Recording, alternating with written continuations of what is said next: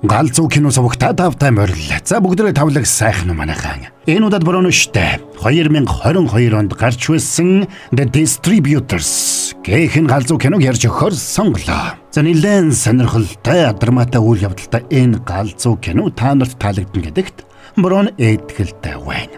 Тэгэхээр хэдэн бороонууд нь энэ галзуу сонирхолтой киног хөрөнгөө боломжуулга Бари центр банк бус санхүүгийн байгууллагатай хамтран хүргэж байна. За тэгээд та нар маань бороогоо лайкаран булаад өгцгөөгөөрэй. Тэгээд галзуу кино Instagram хуудасаа дагаарай. Бас сабадарагуул дараад нэгдээрэй.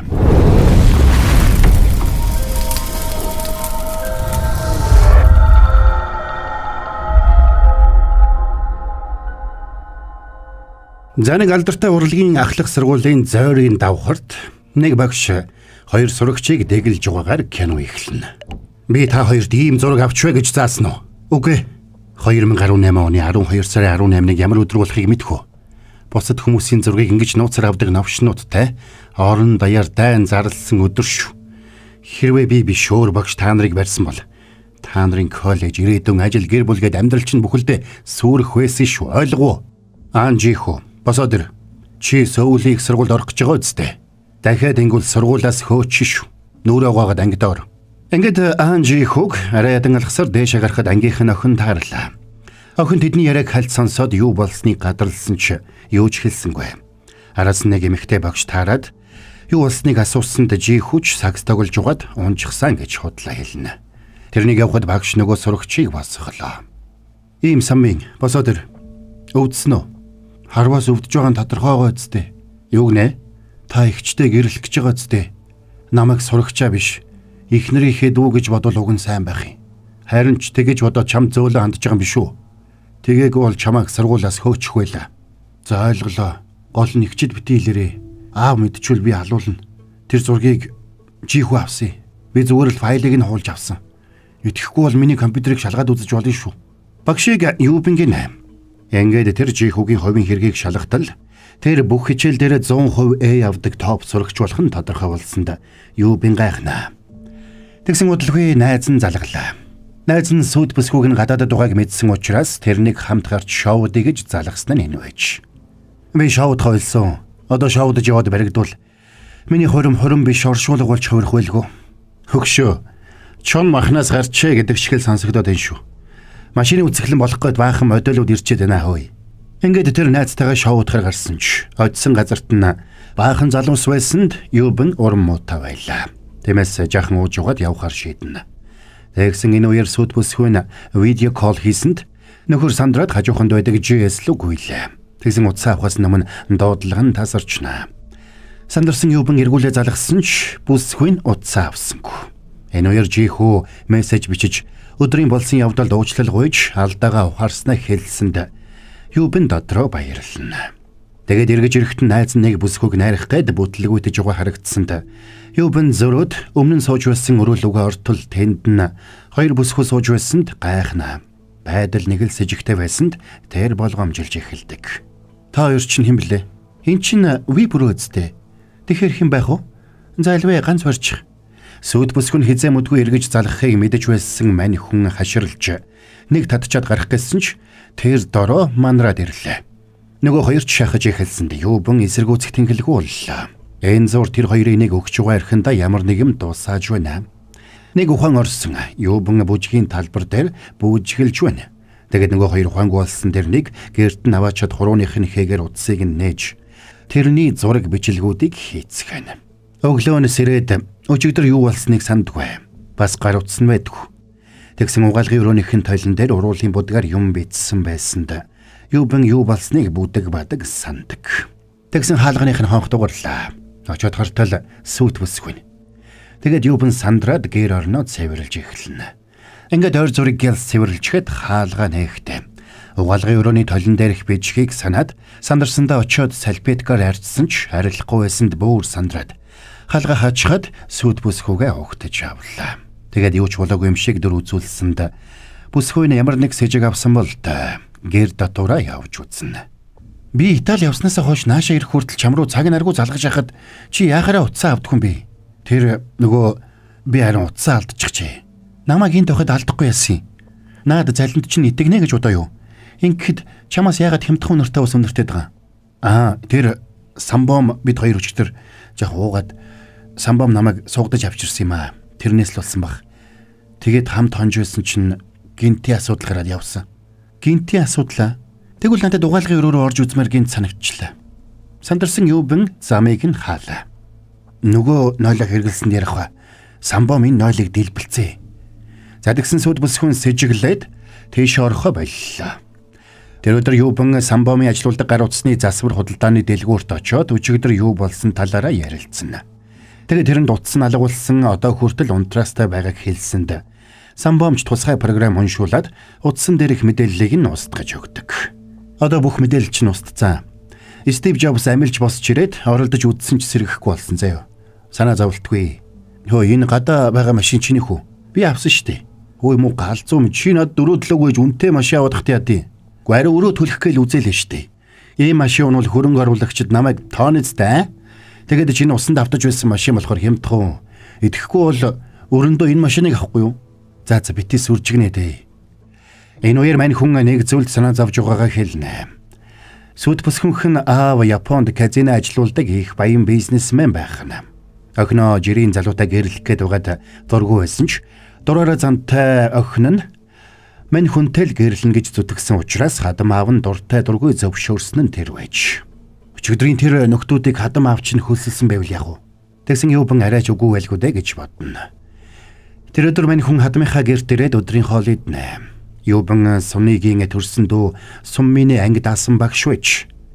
Тэм учраас хадам ээж нь тэрэнд хүүгэн сургуулийн амжилттай төгсөхөд туслахыг хүссэн бол хадам аав нь уулзалтын туршид нэлээд яозгүй царайтай сууна. Тэгсэн юубины утас тасралтгүй дуурсанд хадам аав нь тэрнийг утсаа авахыг зөвшөөрлөө. Зангид утсаа автал хэн нэгэн тэрэнд яаралтай нойлын өрөөнд орохыг сануулсанд юубан гайхнаа. За тэгээд хэлснээр нь хорсонд уулзсан дуурайд тэрнийг ирэх лав гаригийн 18 цаг гэхэд 33 сая воныг 50 мянгатын дэвсгэртээр бэлдэж өгөхийг тушаалаа. Тэгээд тэр л өөрийнх нь тасарчихсан хэвдэж байгаа бичлэгийг явуулсанд юубан сандарна. Тэгээд тэр найз самбамтойгоо уулзна. Ерөөсөө чи хадам аавдаа үнэн хэлэх юм уу? Хадам аав чинь якуза нартай ойроодаг хүн. Якузанууд нь учрыг олж өгөх юм билүү? Тэгвэл тэр эхлээд миний учрыг олчих байлгүй. Утсыг нь хулгайлсан хүмүүс гэрийнх нь камерын бичлэгийг устгаж ямар ч чуулмөр үлдээгээгүй учраас мэрэгжлийн хүмүүстэй тулгарснаа юубан гадарлжээ. Гол нь яагаад надаас 330 сая биш 33-г нэгсэн юм болоо. Чи баян хүн шиг харагддагч тэр бүх мөнгө чинь чинийх биш гэдгийг мэддэг л хүн байна да. Нэрээ Каюныг санаж гинөө. Тэр үед хоёулаа тэрэнд 33 сая өгөх гэж оролдожсэн мэт дээ. Би 30 сая, чи 3 сая. Каюн л надаас өшөөг авах санаатай байх магадaltaй. Тэрнээс хойш 7 жил өнгөрчөөд ухад яагаад заавал одоо гэж. Ингээд мань хоёр маргааш нь Каюныг олохоор сургалнаа. Юбэний сүд бүсгүй сунгээ хормынхаа бэлтгэлийг хийж хормын даашинзаа өмсөж ёслолын үеэр тавих тавилгуудаа үзэж байсан бол Юбэний ухаан санаа тис өөр газарт. Тэгсэн сунгийн утсанд нууцлсан дугаараас дуудлага ирээд хэн нэгэн хорооллын захын хуучин эд зүйлс хандивалдаг хайрцагт нөгөөтхөө хийгээрэй. Гэсэнд тэр гайхсан бол тэр үгийг өөртөө дамжуулж байгааг Юбэн ойлгоно. За тэгээд юубан найзтайгаа хамт хуучин эд зүйлс хандивалдаг хайрцгийг тойруулаад камер байрлуулж тэнд харуудтай мөнгө хийгээд машинаасаа ажигладаг. Яг л Хичкокийн кино шиг сүртэй юм шүү. Чамд л тэгж санагдаж байгаа. Надад бол үхэл амьдрал шийдэх асуудал болоод багч. Тэгээд юубан гар бууга гаргаад бэлдсэнд найз нь сандарна. Тэгсэн хажууд нь Юбэний ангийн хийж угараад ирсэнд мань хоёр үүхтлээ зочно. Хөөж ийхүү. Чи энд юу гэж байгаа? Би энд амьдрал штий. Та нөгөө асуудлаараа манай аав ээжтэй уулзах гэж ирсэн юм уу? Үгүй. Тэр асуудлыг хоёулаа дундаа хийгээд мартъя. Би энэ Америкаас ирсэн найзтайгаа уулзаа суучна. Тэгэд тэр хоёр нөгөө хайрцгийг ажиглаж орой болтол суусан ч хинч ирсэнгүй. Тэгсэн нэг портертэй хүн ирж тэнд хийсэн зүйлсийг торлж яваад нөгөө мөнгийг нь гаргаад ирсэнд мань хоёрч бушуухан очиод бариад авна. Тэгээд тэрнээс тортой юм шүүрч авсан ч дотор нь мөнгө биш цаас байсанд мөнгийг нөгөө хүн аль хэдийн автсан болохыг ойлгоно. Энэ үеэр тэднийг хэнэгэн хажуухнаас нь гар утсаар бичиж байлаа. Мань хоёр орой ирээд камера шүүлсэн ч тийшээ хорцсон нэг ч хүн байсангүй. Чи тэр өдрийн хүүд итгэж болно гэж бодож гинэ үү? Нэг л сэжигтэд. Тэр хүү хамаагүй. Сөүлийн их сургуульд орох гэж бэлдэж байгаа юм. Тэгэхээр яадгийн? Гинт сайн хүн болчихоо. Ажиглалт хийж явахад шууд ирээл аа. Тэгээд чиний машиныг шууд таниал. Гэр нь хүртэл тэнд байдаг гэхээр с ิจ гтэй гоцтой. Тэр мөнгийг харуутанд хийж тийжээ тавьсан хүн нь чи үсттэй. Бас камерт харагдахгүй байх ганц гарцыг мэдчихсэн хүн нь чи. Гэхдээ одоо байдлаа намайг сэрдэх нү. Сүүлийн үед чи надаас мөнгө зээлхээ болчихоо үсттэй. Ер нь чи надад машиныхаа багажийг шалгуулаа. Маа шалгаачтай тэгээд би ерөөсө маргаашнаас эд эрхтний зарж угаад чамд төлөх өстө өрөө төлье. Монавч. Тэгээд надтай дахиж битээ уулзаараа мэдөө. Тэгсэн юупинд нууцалсан дугаараас дуудлага ирж тэрнийг 33 сая вон бэлдэхийг даалгалаа.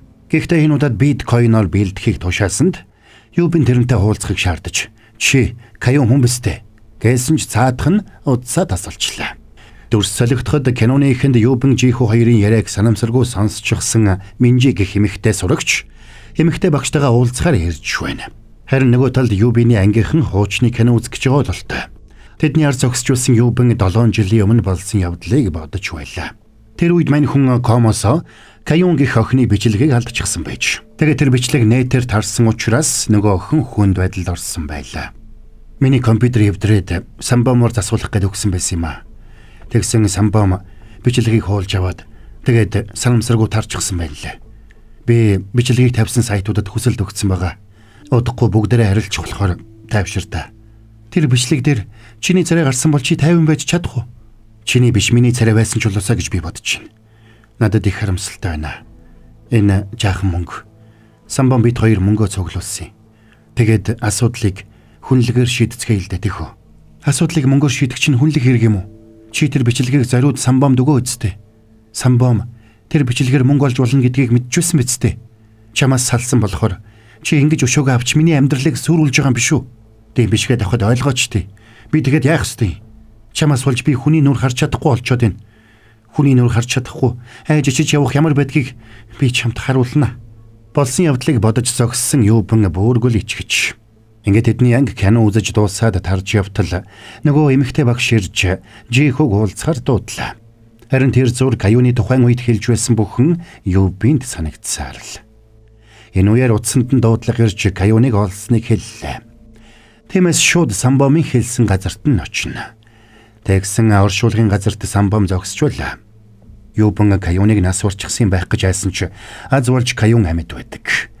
Тэр оршуулгын газарт нөх ухдаг ажил хийдэг болсон нь тэр байж. Тэгээд юубэн Каюнд бүх үннээ хэлсэнд Каюн тэрнийг сүрдүүлээгүй гэдгээ хэлнэ. Яаж ч удсан чи л с ิจ гтэй байна. Хэрвээ чи тэр бичлэгийг устгах юм бол би юу ч болоогүй юм шиг өнгөрье. Чиний утсан чинь арай сүйт бүсгүн чинь бичлэг байгаа юм биш үстэй. Тэгвэл чи ч өстө жинхэнэ дуусан да. Занга ярилцаж байтал нэг залуу ирж юубинийг цохиж унгаад багал зурдаад аалах шахна. Энэ нөгөө нав шүү. Чи зөв үедээ ирж энд чамайг булах нүх хангалттай олон байна. Тэгсэн Каюн тэрнийг тавиад явуулахыг хүслээ. Оройн шавар шавхай болсон тэрнийг бодлогошроод явж байтал сунэгээс дуудлага ирлээ. Тэгсэн нөхөр үннээ хэлсэнгүй. Тэгээд маргааш нь цагдаад очоод өөрт нь ирсэн дуудлагын бичлэгийг өгч эхний 33 саяыг өгсөн ч дахиад 33-ыг нэгснэг хэлдэг. Тэр ямар бичлэг задлана гэдэг байгаа юм? Миний сүйд бүсгүүтэйгээ хамт хийсэн бичлэг л болов. Сүйд бүсгүүч нь тэр бичлэгийг хийхийг зөвшөөрсөн юм уу? Хэрвээ зөвшөөрөөгүй эсвэл мдээгүй бол та өөрөө дор хаяж таргуулах ялтай хэрэг үлдсэн байж тээ. Сүйд бүсгүй манч зөвшөөрсөн л дөө. Гол нь нэг зүйлийг гуйх гэсэн юм аа. Намайг ийм байдалд орсныг сүйд бүсгүүд маань хэлэхгүй байж болох уу? Бид хоёр сарын дараа хормоо хийх гэж байгаа юм л та. Тэгэд юбэн нөгөө шөнө өөртөө шовдсон эмэгтэй аман зургийг хэлж өгдөг. Энэ үеэр сунгээ өөрт нь ирсэн дугаараа нууцлсан дуудлагын цаад дугаарыг олж мэдхээр утасны оператортой уулзаж байлаа. Гэвч тухайн дуудлагаас болж хохирол учирсан гэдгийг цагдаагаас нотлоогүй бол арын дугаарыг илчлэх боломжгүйг оператор компани хэлнэ. Тэгэд сунгээ найзтайгаа уулзаж юубинийг хачин байгаад байгааг нь хэлсэнд найз нь тэрнийг зүгээр л холимын бэлтгэлээс болоод стресстэй байгаа байхаа гэж тайвшруулна. Оройн жихүү гэртээ ганцаараа сууж байна. Өдөр эмэгтэй багш нь юубэн багштай ямар асуудлаар уулзсныг нь асуусан байж. Багш нь тэрнийг илүү ноцтой хэрэгт орохоос өмнө туслах хүсэлтэйг хэлсэн ч жихүү багштай юу ч хэлээгүй байлаа. Тэгсэн утсанд нь танихгүй дугаараас 10 секундын дараа бөмбөг дэлбэрнэ. Гэсэн мессеж ирлээ. За sorry манайхан. Борон та нартай гял санхүүтэй холбоотой нэг чухал юм хэлээдгий. За тэгэхээр санхүүгийн хэрэгцээг хурдан шийдэх шаардлагатай байна уу? Тэгвэл Бари Центр банк бус санхүүгийн байгууллага орон сууц, дулаан, зогсоол бүх төрлийн үл хөдлөх хөрөнгө барьцаалсан зээлийг галзуу таатай нөхцлөөр санал болгож байгаа юм байна. Хан үл дуурайг 120-ын тэмээтэй хөшөөний хойно их хуралдаа офсын 1201 тоотод байрлаж байгаа мэн шүү. Утас нь 8012 8080 8014 8080. Бари Центр банк бус санхүүгийн байгууллага. Хөрөнгөө боломжуулга. Маргааш нь юубинийг ажилдаа ирэхэд нөгөө эмэгтэй багш уулздаг. Харин нөгөө талд жихүү бодлогоширсан байдалтай явж байна. Тэгээд тэр нэг хайрцагтай илгээмжийг нэг тийш нь нэлгэн. Зарим юубиний хэргийг мөрдөж байгаа мөрдөгч нөгөө клубд очиж хяналтын камерын бичлэгийг үзэж байна. Тэгсэн тэдний дотоод журмаар 3 хоног тутамд камерын бичлэгээ устгадаг байж таарсан учраас тэр өдрийн бичлэг байдгүй. Жихүү хичээл дээр нэг л хачин байна. Тэгээд хичээлийн үеэр гараад номын сан руу очиод зогсно. Энэ үеэр нөгөө эмэгтэй багш юубинтэй уулзаад тэрнийг зойрны өрөөнд жихүүтэй юуны талаар ярилцаж байсныг шалгана. Тэгээд жихүүгийн утсанд хууль бус зураг эсвэл бичлэг байсныг асуусанд юубин тэрнээс хэдэн зургаас болж хүүхдийн ирээдүг балалахыг хүсэхгүй байгаагаа хэлнэ. Та энд 3 алдаа гаргаж, нэгдүгээрт та сурагчийг зөв бус аргаар шийтгсэн байна. Хоёрдугаарт та сахилгын хороонд очих ёстой асуудлыг нуун дарагдуулсан байна. Гуравдугаарт та тэр хүүхдийн дотор цаашид иймэрхүү хэрэг үйлдэл зүгээр өнгөрч болох юм байна гэсэн сэтлийг өгсөн байна. Би буруу хэрэг хийснээ хүлээж байна. Гэхдээ жихүүг сахилгын хороонд өгөхгүй байж болохгүй гэж юу? Тэрнийг ганц удаа уучлчих л да. Би гуйж байна. Тэр зураг эсвэл бичлэг нь нэтээр тарчвал яах болж байна? Одоо биш ч ирээдүйд тэр бүхэн таруул тухайн үед асуудлыг яаж шийдэх болж байна? Энэ удаа нуун дарагдууллаа гэд асуудал шийдэгдэхгүй. Хэрэв хууль дүрмээс ахих юм бол жихүү их сургуульд орж чадахгүй штэ. Тэгсэн хүүхдүүд орилолцсонд тэр хоёр сандраад гартал жихүү номын сангийн цонхоор өсөрчихжээ. Тэр өдөр тархиндаа гэмтэл авсан жихүү яралтай мис засалд орсон бол юубин гадаа нь сахиж унжина. Тэгсэн хичээлийн эрхлэгч ирж жихүүгийн мис засал амжилттай болсныг хэлдэг. Тэгээд жихүү яагаад тийм алхам хийсэн байж болохыг асуусанд юубин мэдэхгүй гэж мэйлцлээ. Тэгээд юубинийг сургууль дээр ирээд бэжэтэл цагдаагаас дуудлага ирнэ. Энэ өдөр тэрний биткойн шилжүүлэх өдөр байлаа. Тэгээд гэртээ ирээд цагдаа нартай сууж байтал дуудлага ирлээ. Хуурдагдах ямар байна? Ийм байдалд орох ямар байна? Онцгой гоц биткойн шилжүүлэх хаяга хэлээд өг. Би мөнгийг чинь шилжүүлье. Чи намайг сонсохгүй байна те? Тоглоом аль хэдийн дууссан новш минь. Тэгэд нөхөр утсаа тасалсанд юубин сандарлаа. Харин дуудлагаар нь байршлыг тогтоож чадсан цагдаа нар энэ бол нэхэх мөнгөө нэмэгдүүлэх гэсэн ердийн тактик гэж тайвшруулдаг. Танаас нэг зүйлийг тодруулъя. Танд биднээс нууж байгаа өөр ямар нэг зүйл байгаа юм? Танаас ийм байдалд орох ямар байна гэж асуугаад байсан шүү дээ. Яагаад ингэж асуусныг нь би сайн мэдэхгүй байна. Тэндээс гарсан хойно мөрдөгч юубинийг илүү сайн судлахаар шийдлээ. Маргааш нь хичээлийн үеэр юубин өчигдрийн хүн тоглоом гэж юуны талаар ярьсан байж болохыг бодноо. Тэгсэн хадам аавынхын шүүгэнд хэн нэгэн жижиг хайрцагтай зүйл үлдээсэн байна. Үүнтэй зэрэгцээд нэг эмэгтэй сунгээд жижигхэн цаасан уудтай юм өгөөд явна. Сунгаа гайхаад өрөөндөө ороод нэгэд үзтэл тэнд нэг жижигхэн хайрцагтай SD карт байна. Тэгээд дискийг нэгэд үзтэл тэнд нь согтуу юубиний бичлэг байлаа. Тэр өдөр хоёр залуу юубиний ажил дээр ирж нөхрийг дагуулад явлаа. Харин энийг харж зогссон сунгийн дүүс сумын эгч рүүгээ залгана. Замдаа юубин утсаар нэг тийшээ залгах гэсэн ч залуус утсыг нь хураагаад авчихна. Тэгэд нэг үүрэн дээр зогссонд юубин гараад зугтаадаг. Тэгсэн урд нь машин ирээд зогссонд дотроос нь хадам аав нь гараад ирнэ. Өнөөдөр би нэг согтуу нүцгэн залуугийн бичлэг үзлээ.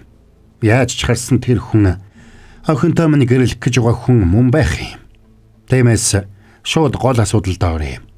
Охиныг Европ явсан хайгуур чи гэртээ эмэгтэй хүн авчирсан уу? Тийм ээ. Намайг уучлаарай. Наадхаа шид. Амар шиг өчтөй. Намайг уучлаарай. Би буруу юм хийсэн байна. Тэр эмэгтэй чинь чиний бичлэгийг хийгээд чамаас мөнгө нэгсэн. Гэвч чи мөнгийг нь өгөөгүй юм байна, тийм үү? Би мөнгийг нь өгсөн. Данч тэр хэлсэндээ хүрээгүй. Намайг өршөөгөөчтэй. Нэг л юм асууя. Тэнд чинь сунгийн бичлэг байгаа юу? Байхгүй. Амар өршөөгөөчтэй. За тэгсэн сунгийн аав руугаа залгаад удахгүй Америк явахаар шийдснээ хэлж юубинийг тавьж явуулахыг хүслээ. Орон юубин самбамтай уулзаж бичлэг нэтээр тарсныг шалгаж Постолсон хүнийг нь олж өгөхийг хүссэнд Самбом ингэх боломжгүй хэлнэ. Цагдаад хандхаас өөр аргагүй дээ. Угаасаа цагдаад хандчихсан байгаа үстэй. Тэгээд ч ямар ч үр дүн алга. Хэрвээ нэг л өдөр Сунгайтай хийсэн бичлэг цацагдж эхлэх юм бол би тэр өдрөл үхнэ. Гар цаг үхнэ. Тийм болохоор тэр хүнийг л олох хэрэгтэй байна. Ямар ч үнээр хамаагүй. Тэгээд би тэрнийг там руу тонилгоно. Мань хоёрыг ярилцаж байхыг нэг дугуйтай залуу сонсоод явж байлаа. Тэр шин Юбэн ажил дээр байж үтэл генет сургуулийнхын зурагтаар Юбэн Сунгай хоёрын хамт байгаа бичлэг цацагдж байна гэж хардарж зүудлээд сэрлээ. Маргааш нь Юбэний хэргийг мөрдөж байгаа мөрдөгчд тэрнийг 7 жилийн өмнө нууцаар бичлэг хийж тараасан хэрэгт холбогдож байсныг нь олж мэднэ. Энэ үеэр нөхөр хамаг юм аваад сургуулаасаа явах гэж байлаа. Тэгсэн дуудлага ирж нөгөө эмэгтэй багш уулзах хүсэлтэйгээ хэлнэ. За тэгээд орой хамт магшарж идэнгээ эмэгтэй багш тэрнийг ажилласаа гарах хэрэггүй гэж зовлж байна. Тэгээд өөрөөр яах ёстой. Үхэл амьдралын ирмэг дээр байгаа хүүхдийн эцэг эхтэр нь очиод хүүгийнхэн талаар бүх хүнийг нь хэлэх юм уу? Чиний яриад ирсэн шудраг ёс чинь энэ юм уу? Чамд ер нь хүн чанар гэж байна уу? Тэгвэл та юуг шудраг гэж үзэх вэ? Чи хүү сургуулийн онд сурлагтан биш байсан бол та тэр асуудлыг шууд ил болгох байсан уу? Тэр зургууд хаашаа хинд тарсан байж болохыг ингэхэд та шалгаж үзсэн юм уу? Үзээгүй. Би бүгдийг нь газар дээр нь устгацсан. Устгах хамаагүй штий. Ямар сайт руу нэвтэрсэн, хаашаа хуулсан гэдгийг нь шалгах ёстой штий. Та тэрнийг нь шалгаагүй юм уу? Тэгэд мань багш жихуг амиа харуулах гэж оролдохоос өмнө бүх хүннээ хүлээж, хариуцлагаа хүлээх болно гэсэн мессеж бичсэнийг хэлдэг. Тэгсэн Юбэнд дугаараа нууцлсан дуудлага ирлээ. Тэгэд 0 ороод утсаа авна. Чи хий юм бэ новш минь? Там шиг байна уу? Зүгээр дээ. Жинхэнэ там ч одоо л эхлэх гэж байна. Тэгэд утсаа тасалсанд Юбэн ойлгох шахна. Тэгсэн дэрэгдэн массажны газар гэсэн танилцуулгын хуудсан дээр нөгөө эмэгтэй зураг байсанд Юбэн шууд танилаа. За тэгээд зурагт хуудсыг тарааж явсан залууг барьсан ч цаадхан тэр хүнийг танихгүй зүгээр лайв стрим дээрээс нь зургийг нь аваад тавьдсан гэж байна. Тэгээд лайв стримийн хаягийг нь зааж өгсөнд Юбэн үзээд нөгөө хоёр эмэгтэйг танилаа. Тэгээд тэр хоёрт их хэмжээний хандив өгөөд уулзах санал тавьсанд нөгөө хоёр ч зөвшөөрч байна. Тэднийг уулзах газраа ирэхэд Юбэн очсонгүй. Тэр хоёрыг хэсэг хүлээж угаад гараад явхад мань хүн араас нь сэм дагна. Тэгээд гэрлэн дохио дээр тэр хоёрын араас мөрөгчлөө. Нөгөөдөл нь уурлаад машинаасаа буухад нөхөр гараад нэгийг нь багал зурдаад авна. Намайг таньж гинөө. Буудуулмааргүй байгаа бол утсаа унтраа. Тэгээд Юбэн тэр хоёрыг байцаасан ч нөгөө хоёр нь тэрнийг санахгүй байгаа юм шиг дөр үзүүлнэ. Та тэгээд удалгүй хэрэгээ хүлээж нэг хүний хүсэл дээр бичлэг хийснэ хэлдэг. Тэр хүн нь тэдэнд өөрийгөө Хичкок гэж танилцуулсан. Бас өөрийгөө найруулагч гэж хэлснийг сонсоод Юбэн шууд найзыгаа саналаа. За тэгээд энэ бүхний ард Самбом байсныг ойлгоод шууд нөхөр рүү явна. Чи хаана вэ? Юу хийж гин? Юу ихтэй гэртэл чиний хийх гэснийг хийгээл сууж шít. За байж байгаараа би очлоо шүү. Очсон даруйда хийн буугаар буудаж унгаад өшгөлнө. Дараа нь хотоос гараад нүдэн дээр нь нүх ухсанд Самбом айсандаа шээс алдах шахаж байна. Юбина, би чиний утсыг бас мөнгийг чинь авсан үнэ. Гэхдээ чам руу залгаад байсан хүн би биш. Бас Сунгай руу бичлэгийг чинь явуулсан хүн ч би биш шүү. Худлаа яриад байна уу? Нэрээдээ тэр залгаад байсан хүн би биш. Би ихэндээ тэр хүнийг үнэхээр Каюн л гэж бодсон. Гэхдээ тэр биш юм бол өөр хэн 33 саяын талаар мэдчихэж болох уу? Утсыг чинь хин нэгэн хагардсан л байна да. Өөр үндэслэл байхгүй. Амаа хамихад үннээ хэл. Сунгайгийн бичлэгийг чи постлсон уу? Хэлээдэх. Надад тамхи өгөөч тий. Тэгээд тамхи өгөхөөр тонгооход нөхөр шороо цацаад дайрах гэж оролдоно. Ингээд зодолдоцгоно. Чи намайг нэрнгээс алах гэж байсан уу новш минь хэлдэ. Сунгайгийн бичлэг задарсан бол чи миний оронд байсан бол яах вэ? Каюны бичлэгийг постлсон хүн чи үздэй новш минь. За ингээд нөхдүүд эвлэрч маргааш нь Юбиний утсыг программист дээр аваачаад шалгуулцгаана. Тэгсэн хэрэг гарсан өдөр жихүүгээс талархал илэрхийлж илгээсэн кофений купон нь хакинг програм байсан болж таарлаа. Бас шинэ утсанд нь бичлэг илгээсэн линкч хакинг програм байжээ гэж. Гэхдээ тэглээгээ чи буруугүй гэсэн үг биш шүү. Би чамайг цагдаад өгөөд чоронд ч нь явуулнаа за. За болно. Би өөрөө цагдаа дээр очиод чорондоо орно мэдөө.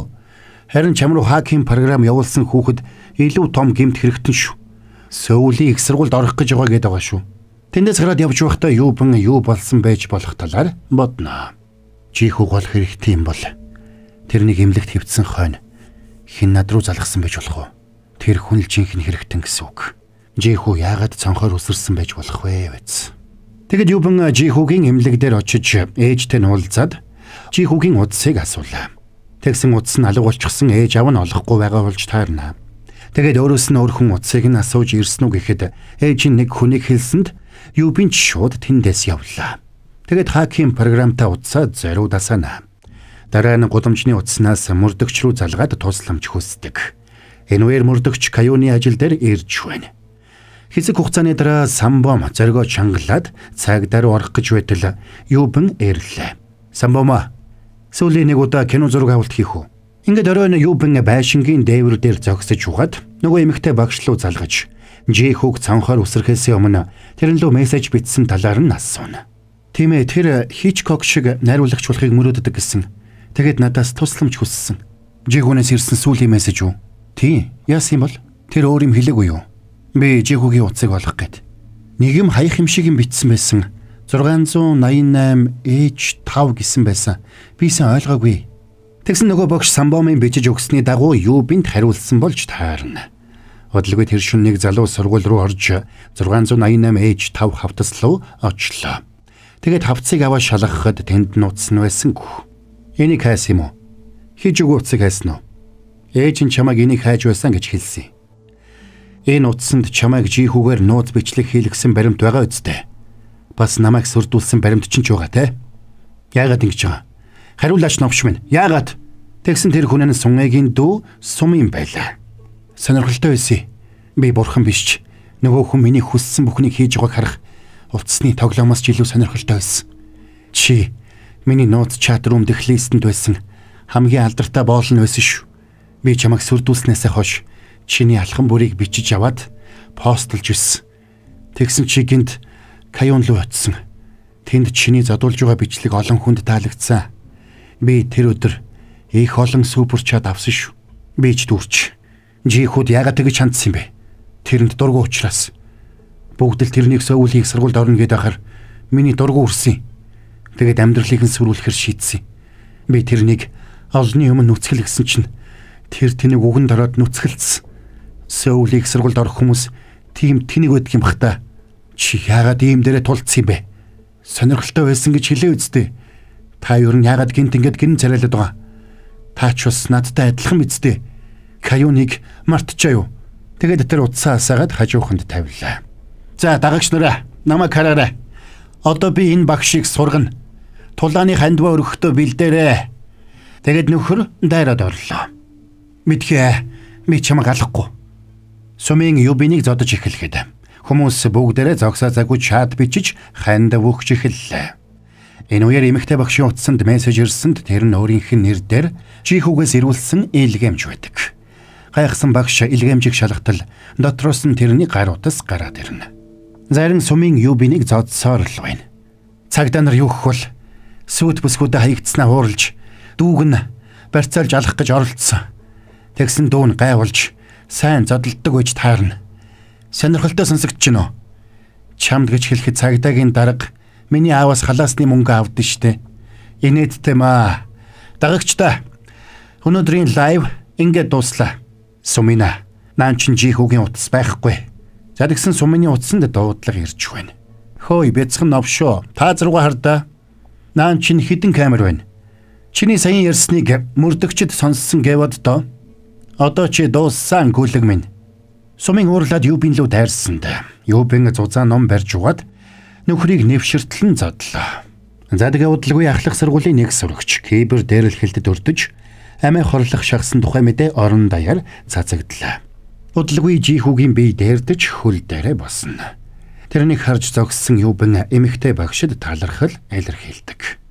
Би биш харин та тэр үед Жихүүгийн бичлэгийг олж мэдсэн бол илүү сайн шалгаж энэ бүхнийг ийм байдалд хүрэхээс өмнө зогсоох байжээ. Тэгээд Юбэн такси бариад Сөүлийн шоронд очиж Сумынтай уулзсан. Багшаа, та хүрээд ирсэн юм уу? Хөл чинь гайгүй юу? Манай хуульч удахгүй ирнэ. Та мэдсэн болов? Хэрвээ та батлан даалт бичих юм бол миний ял хөнгөрөх юм байна лээ. Би ямар Жихүүг цонхоор үсрээдэх гэсэн биш үү, тийм үстэй. Энэ асуудлыг илүү хүнлэг байдлаар шийдэлдэ тийхүү. Ингэж хэлэхэд нь Юбэн 7 жилийн өмнө өөрийнхөө хэлж байсныг санаад яг л өөрийгөө хараад сууж байх шиг санагдаснаар кино маань дууснаа гэж. За энэ галзуу киноны тайлбар маань ингээд дууслаа. Тэгэхээр тайлбарыг ихэнх хэлсний дагуу яг л галзуу сонирхолтой драматай үйл явдалтай кино мөн байсан байц. Хэдэн буруунууд нь тэгээд энэ галзуу киног хөрөнгөө боломж болго Бари Центр банк бус санхүүгийн байгууллагатай хамтран хүргэлээ. Борогийнхэн тайлбар тэгээд ойлгомжтой байж таалагдсан бол та нар маань лайкаараа булаад өгцгөөгөөрэй. Тэгээд галзуу кино Instagram хуудасаа дагаарай. Бас сабадараагүй бол дараад нэгдээрэй. Дараагийн галзуу киногаар хэдүүлээ удахгүй эргээд уулзацгаая.